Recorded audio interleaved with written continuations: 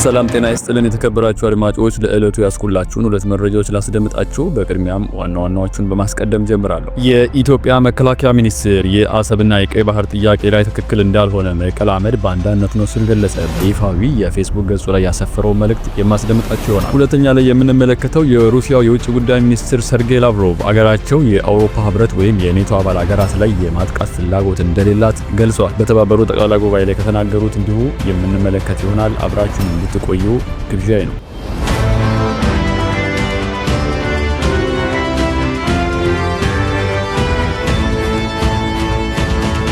የኢትዮጵያ መከላከያ ሚኒስቴር በይፋዊ የፌስቡክ ገጹ ላይ የአሰብና የቀይ ባህር ጥያቄ ትክክል እንዳልሆነ መቀላመድ ባንዳነት ነው ሲል ገለጸ። ሚኒስቴር መስሪያ ቤቱ ቅዳሜ መስከረም 17 2018 ዓ.ም ወደንና ፈቅደን ስለምንሞትላት ኢትዮጵያ ጠንቅቀን እናውቃለን በሚል ርዕስ በፌስቡክ ገጹ ላይ ባጋራው መልእክት የቀይ ባህርና የአሰብ ጉዳይ ከ3 አስርት ዓመታት በላይ የኢትዮጵያችንን ህመም ሆኖ የታላቅ አገርነቷን ክብር አሳንሷል፣ እንዲሁም የጂኦፖለቲካዊ ብሔራዊ ወሳኝ ጥቅሟን ቀምቷል ብሏል። የኢትዮጵያ ብሔራዊ ጥቅም ስለማረጋገጥ የሚያትተው የመከላከያ ሚኒስትሩ መልእክት የኢትዮጵያ ወታደሮች የቀይ ባህር ጥያቄ በዓለም አደባባይ በይፋ መጠየቁ በታላቅ የደስታ ስሜት ሞልቶናልም ሲል አክሏል። የመከላከያ ሚኒስትሩ በይፋዊ የፌስቡክ ገጽ ላይ ባሰፈረው በዚህ መልእክት ሰራዊቱ ለኢትዮጵያ ብሔራዊ ጥቅም መረጋገጥ የትኛውንም መስዋዕትነት ለመክፈል ለሰከንድ እንደማይቆምም ገልጾ ጳጉሜ 4 2017 ዓ.ም የተመረቀው የህዳሴ ግድብን በመጥቀስ የቀይ ባህር ጉዳይ እውን የማይሆንበት ምንም ምክንያት እንደሌለ በጽኑ እናምናለን በማለት አቋሙን አሳውቋል። በመሆኑም የቀይ ባህር ብሎም የአሰብ ወደብ ጥያቄ በየትኛው መነጽር ትክክል እንዳልሆነ ለመቀላመድ መሞከር ከባንዳነት ውጪ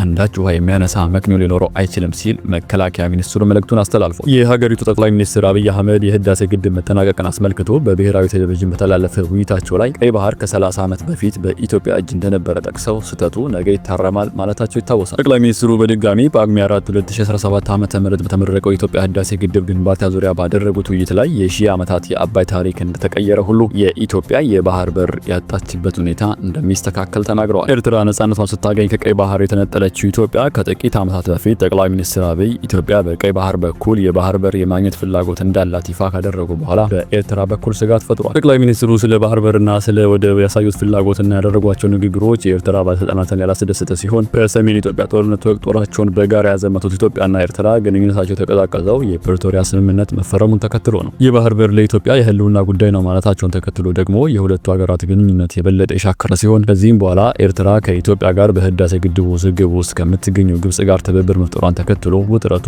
እየተባባሰ መጥቷል። ከዚህ ቀደም የባህር በር ጉዳይ የህልውና ጉዳይ ነው ያሉት ጠቅላይ ሚኒስትሩ ኢትዮጵያ ለቀይ ባህር ስትል የመዋጋት ፍላጎት እንደሌላት ተናግረዋል። ኤርትራ ግን በተቃራኒው ኢትዮጵያ በጠባጫሪነት የወነጀለች ሲሆን ፕሬዝዳንት ኢሳያስ ሉዓላዊ የባህር በር ማግኘት የሚለው ትኩረት መሳጋ ሌላ ጂኦፖለቲካዊ ገጽታዎች አሉት፣ ከዚህ ግዴለሽ ጀብደኝነት ጀርባ ሌሎች ኃይሎች አሉ በማለት ከሰው ነበር። ጠቅላይ ሚኒስትር አብይ በቅርቡ ባደረጉት ንግግር ኢትዮጵያ የመልክዓ ምድር እስረኛ ሆና አትቀጥልም ማለታቸው ይታወሳል። የኢትዮጵያ የባህር በር የማግኘት ጉዳይ አይቀሬ መሆኑን የተናገሩት ጠቅላይ ሚኒስትሩ ሀገራት በፈጠነ ጊዜ ራሳቸው ለድርድር ዝግጁ እንዲያደርጉ አሳስበዋል። ኢትዮጵያ በአፍሪካ ትልቋ ግን የባህር በር የሌላት አገር የሆነችው ከ30 ዓመት በፊት ኤርትራ ነጻ መውጣቷን ተከትሎ ነው። ከዚያ በኋላ ሀገሪቱ ለገቢና ለወጪ ንግዷ የትንሿን ጎረቤት ሀገር ጅቡቲ ወደብ በመጠቀም ላይ ትገኛለች። በመጨረሻም የሩሲያ የውጭ ጉዳይ ሚኒስትር ሰርጌይ ላቭሮቭ ሀገራቸው የአውሮፓ ህብረትን ወይም የኔቶ አባል ሀገራትን የማጥቃት ፍላጎት የላትም ሲሉ ገለጹ። ሆኖም ወደ ሞስኮ የሚቃጣ ማንኛውም ጥቃት ወሳኝ የሆነ አጸፋዊ ምላሽ እንደሚሰጠው ሚኒስትሩ አስጠንቅቀዋል። ሚኒስትሩ ቅዳሜ ዕለት በተባበሩት መንግስታት አጠቃላይ ጉባኤ ላይ ባደረጉት ንግግር ምዕራባውያን ሀገራት በሩሲያ ላይ የሚሰነዝሩት ማስፈራሪያ እየጨመረና እየተለመደ መጥቷል ሲሉም ገልጸዋል። ላቭሮቭ በንግግራቸው እስራኤልን ጠቅሰው ሩሲያ ሐማስ መስከረም 26 2016 ዓ.ም የፈጸመውን ጥቃት ብታወግዝም ዌስት ባንክን ለመጠቅለል እንዲሁም በጋዛ ፍልስጤማውያን ላይ የምትፈጸመውን የጭካኔ ግድያ ምንም ማስተባበያ የለውም ብለዋል። እንዲሁ እስራኤል በመካከለኛው ምስራቅ በሚገኙ ሌሎች ሀገራት ላይ የፈጸመቻቸውን ጥቃቶችም ተችተዋል። እስራኤል ግን በአንጻሩ በኳታር እና በሌሎች የመካከለኛ ምስራቅ ሀገራት ላይ የፈጸመችውን የአየር ድብደባ ሐማስን የማጥፋት ዘመቻ አካል ነው ስትል ትገልጻለች። ላቭሮቭ በሌላ በኩል ሩሲያና ቻይና አርብ ዕለት ኢራን ላይ ዳግም የተጣለውን ማዕቀብ እንዲዘገይ ያደረጉት ሙከራ ከከሸፈ ወዲህ ምዕራባውያን የዲፕሎማሲያዊ ጥረት አስተጓጉሏል ሲሉ ተችተዋል። ሚኒስትሩ እርምጃውን ሲገልጹትም ህገወጥ ብለውታል። ላቭሮቭ በአውሮፓ ያለውን ውጥረት በተመለከተ ሲናገሩ ሩሲያ ላይ የኃይል እርምጃ ለመውሰድ የሚደረግ የሚደረገው ማስፈራሪያ የሰሜን ጦር ቃል ኪዳን ድርጅት ኔቶ የአባል ሀገራትና የአውሮፓ ህብረት ጥቃት ለመሰንዘር የሚያሰሙት እቅድና ዛቻ በጣም እየተለመደና እየጨመረ መጥቷል ብለዋል። ፕሬዝዳንቱ ፑቲን በተደጋጋሚ እንደዚህ አይነቱን ጠባጫሪነት ውድቅ ሲያደርጉ ቆይተዋል ሲሉም ገልጸዋል። ሚኒስትሩ ሩሲያ እንደዚህ አይነት ፍላጎት አልነበራትም